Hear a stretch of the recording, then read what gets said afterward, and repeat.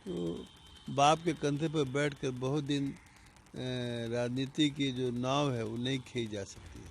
परंपरा के तहत जो राजनीतिक राजकुमार लोग पैदा हुए हैं वो दूसरे के कंधे पर खड़े होते हैं तो उनको अपने लंबाई का अंदाज नहीं होता, समझ गए। लेकिन जब नीचे वाला अपना कंधा झाड़ देता है या झाड़ देगा तो नाक दांत मुंह सब टूट जाएगा।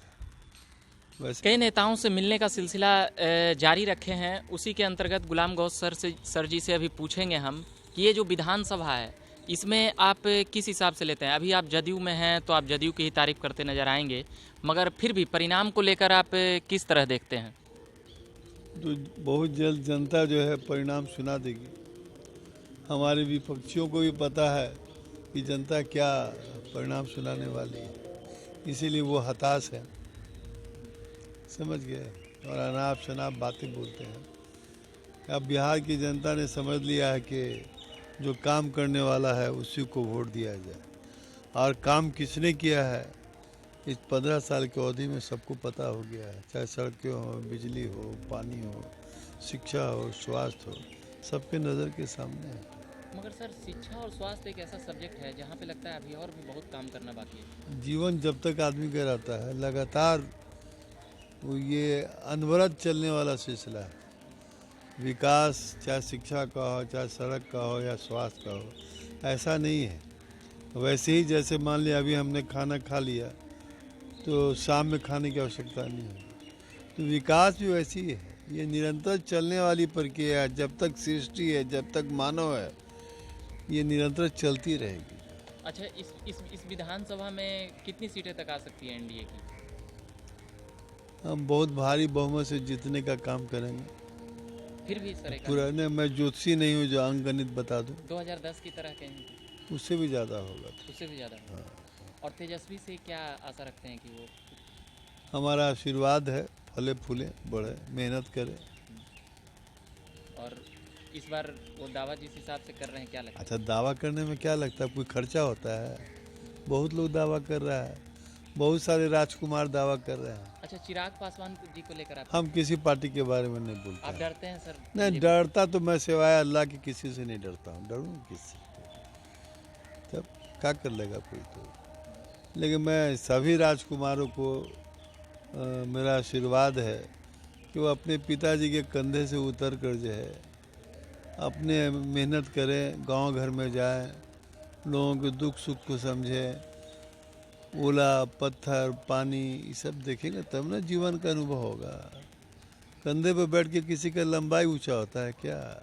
कर्म से होता है, कर्म करने की आवश्यकता है।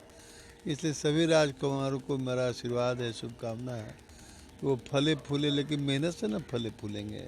एक सवाल और है सर, नीतीश कुमार 15 साल से मुख्यमंत्री हैं, तो ऐसा नहीं लगता है कि कोई नया चेहरा हो बिहार में, कोई नया फिर से कोई मुख्यमंत्री बने तो कुछ नयापन आए बिहार में? वो कहावत है अंग्रेजी में, चेंज फॉर द बेटरमेंट। नया किस लिए? उससे बेहतर होगा तब ना कोई। जब एक व्यक्ति इतना बेहतर काम कर रहा है, रसातल से बिहार को विकास की तरफ लिए जा रहा है, पहचान बनाया है पूरे देश में बिहार का, तो अब किसकी आवश्यकता है? सबकी है पुकार, एक ही है नीतीश कुमार। मतलब इस बार नीतीश कुमार के प्रति एकदम पूरा समर्पित रहना है? सब पूरी जनता समर्पित है, पूरी जनता जनता को विकास का स्वाद जनता ने चख लिया है। एक सीट का आंकड़ा बता दीजिए सर, फिर हम परिणाम के बाद आएंगे। नहीं, वो ज्योतिषी वाला काम हम नहीं करते। निश्चित है बहुमत, अपार बहुमत से जीतेंगे हम लोग और नीतीश कुमार जी मुख्यमंत्री बनेंगे। मांझी जी के आने से मजबूती मिलेगी या फिर? ठीक है, सभी साथियों का सहयोग होता है तो अच्छी। नमस्कार, देख रहे होंगे झकास भारत और मैं हूं रविकांत। अभी एमएलसी गुलाम गौस जी हैं, जदयू से हैं अभी, और इनसे कुछ सवाल पूछने के लिए आए हैं जदयू के संबंध में, और जो अभी बिहार की राजनीति में चल रहा है उसको लेकर भी कुछ बातचीत करेंगे। गुलाम गौस सर, ये जिस प्रकार से एलजेपी का रुख रहा है और एलजेपी के जो बड़े नेता हैं जो अभी उसके कार्यभार देख रहे हैं, जो उनके सुपुत्र हैं, बड़े बड़े राजकुमार हैं, तो वो सभी एनडीए को लगता है कि कमज़ोर कर रहे हैं। मैं इस संबंध में मैं दूसरी बात कहना चाहता हूँ। देखने में आ रहा है कि इधर ऐसे तो इसकी शुरुआत जो है वंशवाद की परंपरा जो है वो शुरू हो गया था कांग्रेस के ही टाइम से। कांग्रेस ने बीजारोपण किया इस देश में वंशवाद का, राजनीतिक वंशवाद। लेकिन मैं देखता हूँ, मैं किसी एक पार्टी की बात नहीं कर रहा हूँ, लेकिन मैं देख रहा हूँ कि जितने भी वंशवाद परंपरा के तहत जो राजनीतिक राजकुमार लोग पैदा हुए हैं, वो दूसरे के कंधे पर खड़े होते हैं तो उनको अपने लंबाई का अंदाज नहीं होता है, समझ गए। लेकिन जब नीचे वाला अपना कंधा झाड़ देता है या झाड़ देगा तो नाक दांत मुंह सब टूट जाएगा। वैसे राजकुमारों को हमारी शुभकामना है कि वो ये आशीर्वाद है कि जाएं जनता के बीच में, धूप पानी हवा ओला पत्थर सब झेलेंगे तब ना जनता का समस्या समझ में आएगा। लोगों के सुख दुख में जाए तब जनता की समस्या समझ में आएगा। कंधे पर बैठ के अगर कोई ये समझ लेता है कि हमारी लंबाई बहुत बढ़ गई है तो मूर्खों के स्वर्ग में रहता है वो। और नीचे वाला कंधा झाड़ देगा, इसे से हिला देगा तो नाक दांत मुंह सब टूट जाएगा। इसलिए ऐसे राजकुमारों से, चाहे किसी पार्टी के राजकुमार, हमारा आग्रह है वो जनता के बीच में जाए, कंधे पर बैठकर बात न करें। तो क्या क्या समझते हैं अभी जिस प्रकार से राजनीति चल रहा है तो एलजेपी किस ओर जाएगी, इसके अंदाजा पर आप कुछ कहना चाहेंगे? मैं इस संबंध में बात नहीं करूंगा। मैं तो हमारे बड़े नेता लोग बात के, मैं जो राजनीतिक राजकुमार लोग हैं जी किसी पार्टी के, उनकी बात कर रहा यानी हूं। कि आप तेजस्वी को भी इसमें लगता नहीं, आप किसी का नाम क्यों लेते हैं? राहुल गांधी भी राजकुमार है। किसी एक पार्टी में बहुत सारे पार्टियों में राजकुमार लोग हैं। मैं किसी बगैर विभेद की, चाहे किसी पार्टी या किसी दल के राजकुमार लोग, वो सब दूसरे के कंधे पर बैठे हुए रहते हैं। तो बाप के कंधे पर बैठकर बहुत दिन राजनीति की जो नाव है वो नहीं खींची जा सकती है, चाहे कोई हो। ये बात कर रहे थे हम गुलाम गौस साहब को, काफ़ी बेबाकी से बहुत सी चीज़ों का जवाब दे दिया, मगर वो नाम लेने से कतरा रहे हैं। मगर साफ इशारा है उन सभी को जिन्होंने परिवारवाद और परिवारवाद के अंतर्गत जो उनके पिताजी उसमें राजनीति में अब्दे में थे, इनका कहना है कि वो मैदान में जाएं और काम करें तब उसको भाव पता चलेगा। एक सवाल था गुलाम गौस सर जी कि जो शिक्षक हैं बिहार में और जिस प्रकार से उनकी नियोजन की प्रक्रिया की गई और जिस प्रकार से उनका वेतनमान तय किया गया, इसको लेकर शिक्षकों में निराशा है। अतिथि शिक्षक भी जिस प्रकार से सवाल उठा रहे हैं, आपने भी एक प्रकार से उनके मंच पे जाकर के कुछ बातें कही थी, तो लोगों को एक आशा है कि कौन सा नेता हमारी बातों को, आवाज़ को मजबूत करेगा या उठाएगा, या फिर आप जदयू में हैं तो इन सभी बातों पर नहीं बोलेंगे या बोलेंगे, मैं आपसे जानना चाहता हूँ। देखिए, मैं स्वयं शिक्षक हूँ। आज की तिथि में भी मैं रामलखन सिंह यादव कॉलेज अनीसाबाद में जंतु विज्ञान का व्याख्याता हूँ, छुट्टी पर हूँ अभी। एक शिक्षक के नाते मैं शिक्षकों के मर्म को समझता हूँ, लेकिन ये इस हकीकत से कौन इनकार कर सकता है जो वर्तमान मुख्यमंत्री नीतीश कुमार जी हैं, इन्होंने शिक्षकों की समस्या पर ध्यान नहीं दिया है। लाखों की तादाद में शिक्षक बहाल किए गए पढ़ाने के लिए। सड़क पर जो लोग थे उन नौजवानों को रोजगार दिया गया। उनकी और भी अपेक्षाएं हो सकती है, तो सब एक बार कुछ थोड़ी होता है। धैर्य रखना चाहिए। सरकार निश्चित रूप से शिक्षकों के प्रति हमेशा सहानुभूति रखने का काम की है और समय समय पर उनको सहूलतें दी गई हैं, चाहे वेतनमान में हो चाहे सेवा शर्त में हो, बहुत सारी सहूलतें दी गई हैं। और मैं समझता हूँ भविष्य में भी सरकार कुछ न कुछ करती रहेगी।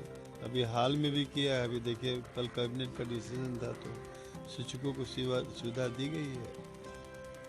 तो निरंतर सरकार प्रगतिशील रही है। शिक्षक के मामला में या किसी मामला में काम है, कोई ऐसा घर नहीं है जहाँ सरकार का पैसा किसी न किसी योजना के रूप में नहीं पहुँचा। तो हमारे शिक्षक साथियों से अपील है उसको पढ़ाने लिखाने का काम करें। अभी तो खैर स्कूल कॉलेज बंद है, और ये तो कुछ थोड़ी है कि कोई मांग आज मान लेती है तो फिर कोई दूसरी मांग नहीं होगी। वैसे ही विकास भी है कि आज विकास हो गया, सड़कें बन गई, तो भविष्य में नहीं बनाना है। तब तक जीवन है, मांग भी होती रहेगी, उसकी क्षतिपूर्ति भी होती रहती है, सरकार करती रहती है। सर, उर्दू विषय को माध्यमिक पाठ्यक्रम से अनिवार्य विषय से हटाकर उसे ऐच्छिक विषय कर दिया गया है, तो इसको हिसाब से आप किस हिसाब से लेते हैं इस बातों को?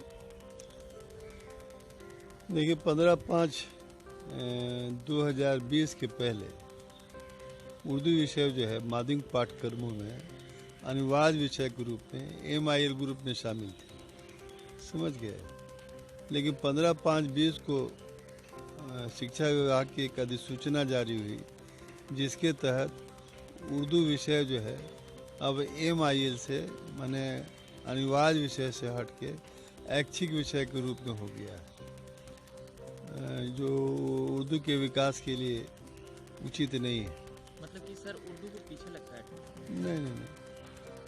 और ऐसा लगता है हमको कि ये विभाग की नासमझी के तहत ऐसा हो गया है। हम लोगों ने मुख्यमंत्री को भी इसके लिए पत्र लिखा है, और हमको मौका भी दिया जाएगा तो मैं स्वयं मिलकर भी उनसे ये सारी बातें रखूँगा, इसलिए कि माननीय मुख्यमंत्री जी ने उर्दू के विकास के लिए बहुत सारे काम किए हैं। 14-15 हज़ार उर्दू के शिक्षकों की बहाली की है। कई अवसरों पर उन्होंने कहा है कि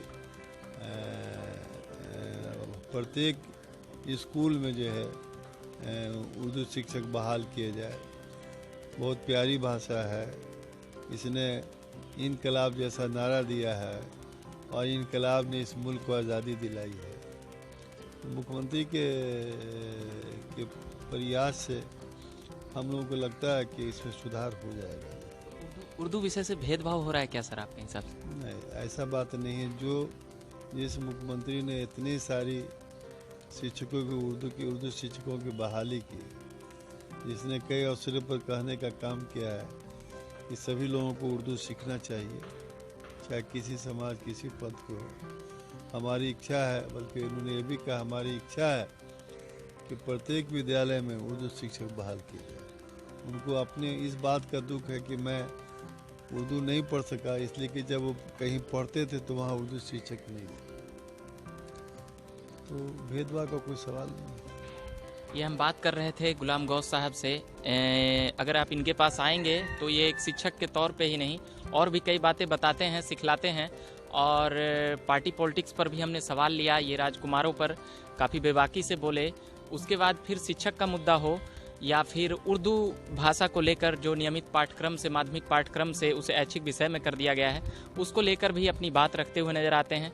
कई बातों पर बेबाक राय देते हैं। हम इन तमाम खबरों में बने हुए रहेंगे। अभी के लिए फिलहाल इतना ही। झकास भारत से मैं रविकांत, धन्यवाद।